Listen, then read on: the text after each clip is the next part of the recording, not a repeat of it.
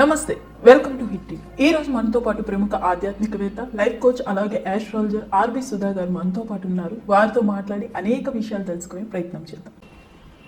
Madam, ఇప్పుడు మనం ఎక్కడికైనా వెళ్ళినప్పుడు ఏది పడితే అది మాట్లాడినప్పుడు ఈ అమ్మాయికి ఏంది ఇంకా మెచ్యూరిటీ లేదు, ఇట్లా మాట్లాడుతుంది అట్లా మాట్లాడుతుంది అంటారు. సో అసలు ఈ మెచ్యూరిటీ అంటే ఏంటి? అసలు మెచ్యూరిటీ అనేది ఉందా లేదా అంటారు. సో మెంటల్ యాప్టిట్యూడ్ అనేది థింకింగ్ ప్రాసెస్. మెచ్యూరిటీ అంటే ఫిజికల్గా ఉండడం కాదు కదా.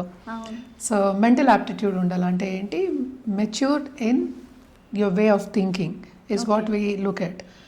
But what you mean by that అనేది ఫస్ట్ చూద్దాం. మన సనాతన ధర్మంలో కూడా ఇదే చెప్పారు. ఎందుకంటే రిలేషన్షిప్ కావాలి అంటే పేషెన్స్ ఉండాలి. That is the first thing.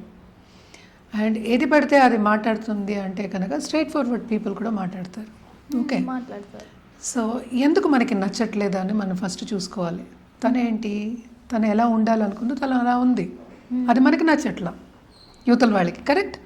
So ఇప్పుడు మనం సింపుల్ ఎగ్జాంపుల్ చెప్పాలి అంటే నేను ఇందాక ఎపిసోడ్స్లో కూడా చెప్పాను. ఇప్పుడు ఎక్స్టెండెడ్ ఫ్యామిలీ ఉన్నారు, ఇది ఇలా మాట్లాడుతోంది అంటారు. వాళ్ళకి తెలుసు, చిన్నప్పటి నుంచి చూస్తున్నారు ఆ తత్వం, ఆ అమ్మాయిదో అబ్బాయిదో అలాగే ఉంది, వాళ్ళు మారలేదు. పక్క వాళ్ళు ఏంటి, వీళ్ళు ఇలా ఉంది, ఎందుకు ఇలా మాట్లాడుతోంది, ఇవన్నీ ఆరాయి చేస్తారు. ఆరాய்ச்சி అంటే డిసెక్ట్ చేస్తారు. ఎందుకు అవసరం లేదు, మాట్లాడింది అయిపోయింది, వెళ్తున్నారు, ఫినిష్డ్. కానీ మెచ్యూరిటీ వాళ్ళలో తక్కువ ఉందా మనలో తక్కువ ఉందా అనేది ఫస్ట్ ఆలోచించాం. ఎందుకంటే వాళ్ళ పరిస్థితిని బట్టి వాళ్ళు మాట్లాడుతున్నారు, నువ్వు యాక్సెప్ట్ చేయలేకపోతున్నావు. కరెక్ట్. సో ఎక్కడుంది మెచ్యూరిటీ అనేది క్వశ్చన్ మార్క్. సో ఇప్పుడు మెచ్యూరిటీ అంటే ఏంటంటే ఎవరి పరిస్థితిని బట్టి వాళ్ళు మారుతూ ఉంటారు. సింపుల్. ఇప్పుడు నువ్వు ఉన్నావు, లేకపోతే నీకు తెలిసిన వాళ్ళు ఉన్నారు, లేకపోతే మీ హస్బెండ్ వాళ్ళు, మీ ఫ్యామిలీ వాళ్ళు ఉన్నారు. బయట వాళ్ళు సపోజ్ వెహికల్ నడుపుతూ ఉన్నారు అనుకో, ఎవరన్నా అడ్డం వస్తే తిడతాం. అది మెచ్యూరిటీ అయినా? క్వశ్చన్. సిచ్యువేషన్ని బట్టి మారుతూ ఉంటుంది, నీ పరిస్థితిని బట్టి మారుతూ ఉంటుంది. కానీ ఎప్పటికైనా మనం ఏంటంటే హ్యూమన్ రిలేషన్షిప్ కాపాడుకోవాలి. నేను ఎప్పుడు హ్యూమన్ రిలేషన్షిప్ సంపద కింద తీసుకుంటా. ఎందుకంటే ఇంట్లో రిలేషన్షిప్ సరిగా లేకపోతే మనం పనిచేయడం అనేది వెరీ డిఫికల్ట్. ఎందుకంటే ఇమోషనల్ అటాచ్మెంట్ అనేది ఉంటుంది. సో ఫస్ట్ థింగ్ ఏంటంటే పేషెన్స్. ద సెకండ్ థింగ్ ఏంటంటే అండర్స్టాండింగ్. అంటే వాళ్ళు అలా ఉన్నారు, యూ యాక్సెప్ట్. నువ్వు ఎప్పుడు అండర్స్టాండింగ్ వచ్చిందంటే మూడోది అప్పుడు యాక్సెప్టెన్స్ అనేది వస్తుంది. వీళ్ళు ఇంతే, నేనేం చేయలేను. మనం ఇక్కడ ఎందుకు ఉన్నాం? అసలు మన లైఫ్ని మనం లీడ్ చేయడానికి ఉన్నాం, పక్క వాళ్ళని మార్చుకోవడానికి మనం ఇక్కడ లేవు. We are nobody to change anybody. వాళ్ళు ఇలాగే మాట్లాడాలి, ఈ మెచ్యూరిటీతో మాట్లాడాలి అంటే నువ్వు మెచ్యూరిటీ అన్నది పక్క వాళ్ళకి ఇమ్మెచ్యూర్ అనిపించవచ్చు. Correct. So it all depends on the situation and the people. అంతే. ఎప్పటికైనా సరే, ఎక్కడైనా సరే మనం అండర్స్టాండింగ్ ఉంటే కనుక యాక్సెప్టెన్స్ అనేది వస్తుంది. అంటే ఏంటి, ఆ దూషణ అనేది ఉండదు, యువతల వాళ్ళని ఒక మాట అనాలనేది ఉండదు. ఎప్పుడు లా ఆఫ్ అట్రాక్షన్లో ఏం చెప్తాం మనం? మంచి మాట్లాడండి, మంచి ఆలోచించండి. ఎప్పుడు నువ్వు మంచి ఆలోచిస్తావో మెచ్యూరిటీ ఇమ్మెచ్యూరిటీ అనేది నీకు అసలు డిఫరెన్సే ఉండదు.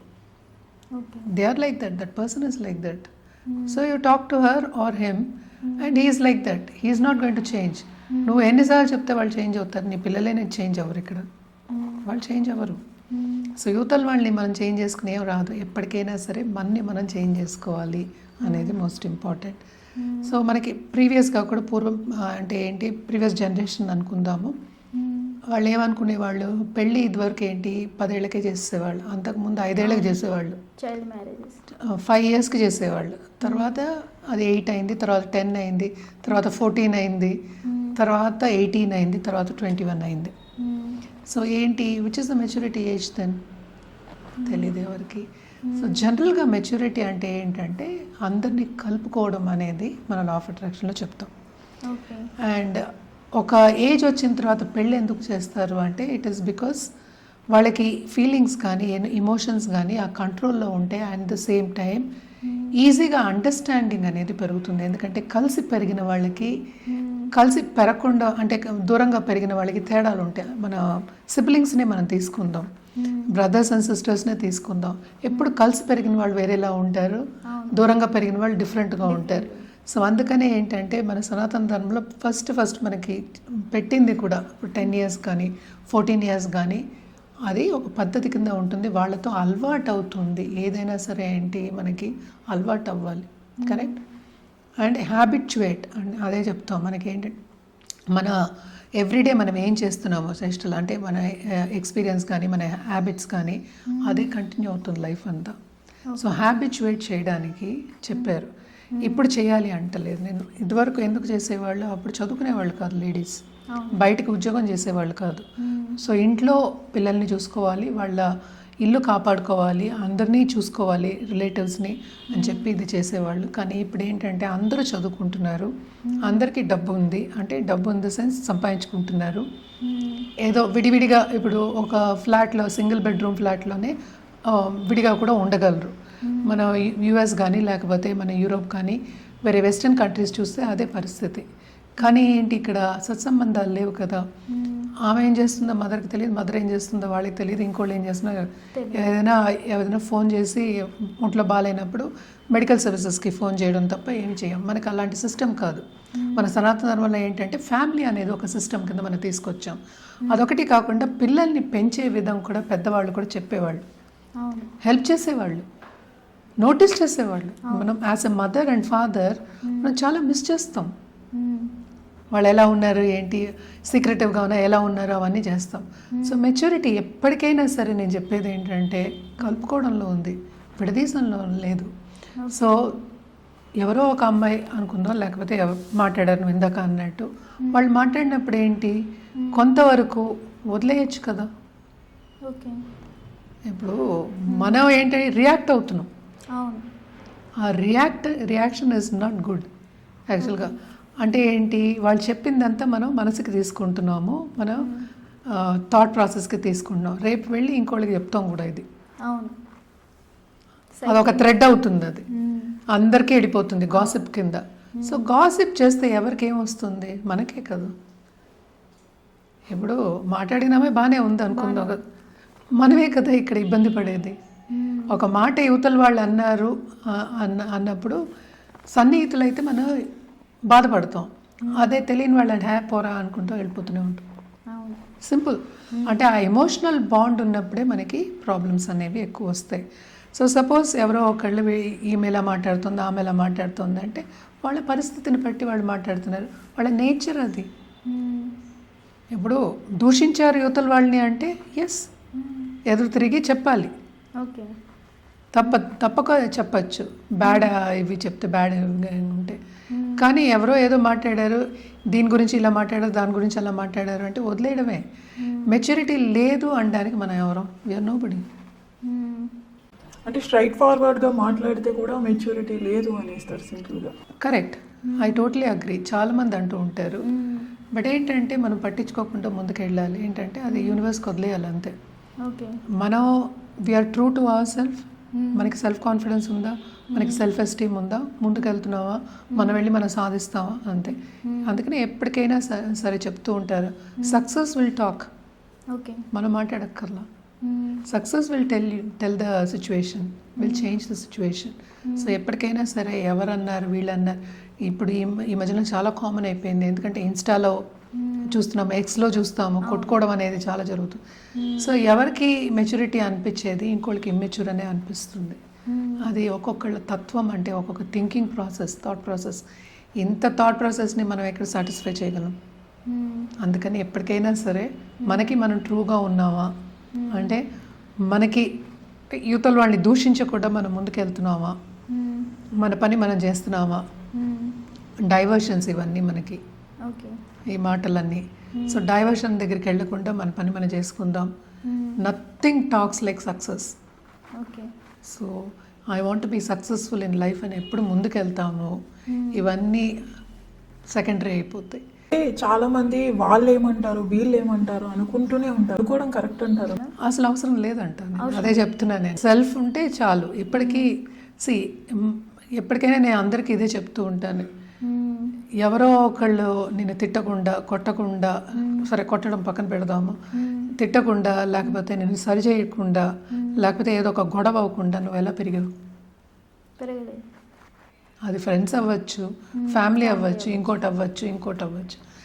బ్యాడ్ అవ్వకుండా గుడ్ అవ్వదు, గుడ్ అవ్వకుండా బ్యాడ్ అవ్వదు. అందుకనే 2 sides ఆఫ్ ఎ కాయిన్ చూసుకోమంటాం మనం. సో నైట్ లేకుండా డే లేదు, డే లేకుండా నైట్ లేదు, అంతే simple. So flip of a కాయినే అది. ఒక్కరోజు ఇలా ఉంటుంది, ఒక్కరోజు అలా ఉంటుంది. అంటే మనం ఏంటంటే మనం చేసే పనులు కూడా మనకి తెలియకుండా కొన్ని చేస్తూ ఉంటాం. సో చాలామంది కరెక్ట్ చేయడానికి వస్తూ ఉంటారు. అది ఎప్పుడు సెల్ఫ్ కాన్ఫిడెంట్గా నువ్వు చేస్తావో అప్పుడు ఎవరు చెప్పినా కూడా అసలు ఏముండదు, అంటే ముందుకెళ్ళడం అనేది జరుగుతుందన్నమాట. సో ఇదేంటంటే మోస్ట్ ఇంపార్టెంట్ మెచ్యూరిటీకి ఏంటంటే వెరీ ఫైన్ లైన్ ఉంది. ఇటు ఒక కాల్ అటు ఒక కాల్ ఉంటుంది. ఎవరు మెచ్యూర్ కాదు, ఎవరు ఇమ్మెచ్యూర్ కాదు అకార్డింగ్ టు మీ. సో మన అందరి దగ్గర నుంచి మనం నేర్చుకోగలం.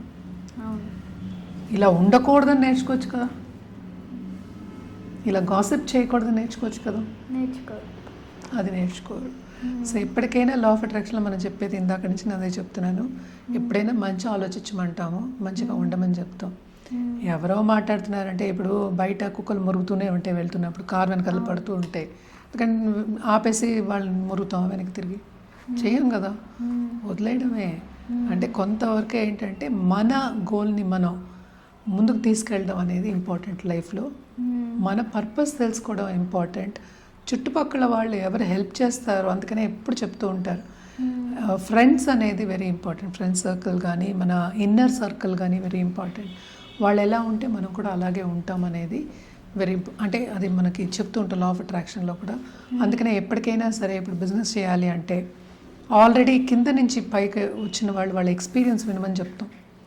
ఎక్స్పీరియన్స్ విన్నప్పుడు ఏమవుతుందంటే వాళ్ళు కింద పడకుండా, అంటే ఎవరు తిట్టకుండా లేకపోతే రిజెక్ట్ చేయకుండా ఎలా పైకి వస్తారు ఎవరు. సరే ఓకే, సింపుల్ ఎగ్జాంపుల్, ఇప్పుడు సినిమా యాక్టర్స్ ఉన్నారు, ఎంతమంది ఉన్నారు? అందరూ ఒకేలా ఉన్నారా? లేరు.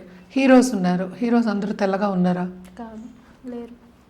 వాళ్ళు నువ్వు ఇలా ఉన్నావు, నీ కళ్ళు చిన్నవి, నువ్వు ఎలా హీరో అయ్యావు అన్న వాళ్ళు కూడా పైకి వచ్చిన వాళ్ళు ఉన్నారు. ఉన్నారా లేదా? ఉన్నారు. మరి పట్టించుకుని ఉంటే ఇంట్లో కూర్చోవాలి కదా. ఇప్పుడు ఎవరు మెచ్యూర్, ఎవరు ఇమ్మెచ్యూర్ అందులో?